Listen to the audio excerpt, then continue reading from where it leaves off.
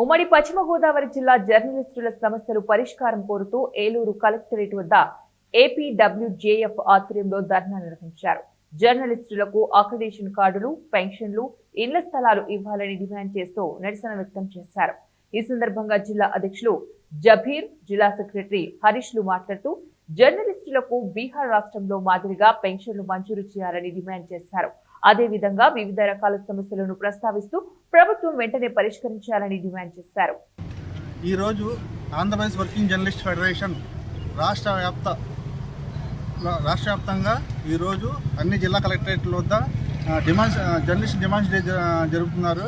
అందులో భాగంగా ఏలూరులో కూడా మా ఏపీడబ్ల్యూ యూనియన్ తరఫున జర్నలిస్ట్ డిమాండ్ నిర్ణయించడం జరిగింది.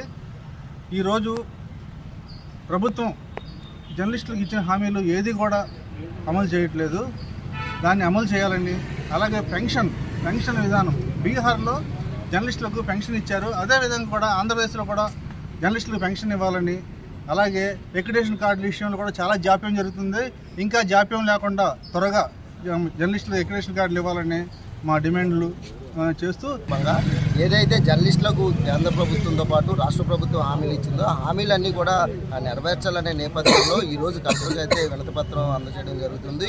ఏదైతే రాష్ట్ర ప్రభుత్వం మొండి వైఖరిని కూడా అరికట్టి జర్నలిస్టులకు ఇచ్చిన ప్రతి హామీని కూడా నెరవేర్చి జర్నలిస్టులకు తోడుగా నిలవాలంటూ కూడా ఈ రాష్ట్ర ప్రభుత్వాన్ని అయితే డిమాండ్ చేస్తుంది. అర్హులకి అందజేస్తామని చెప్పి అన్నారు. వాస్తవం చెప్పాలి అంటే వచ్చే సంవత్సరం అయినప్పుడు కూడాను జర్నలిస్టుల విషయంలో ఏమీ కూటమి ప్రభుత్వం చేయట్లేదు. పైగా అక్రిడిటేషన్ కార్డులు వచ్చే టైం దాటిపోయి కూడాను పోస్ట్పోన్ చేసుకుంటూ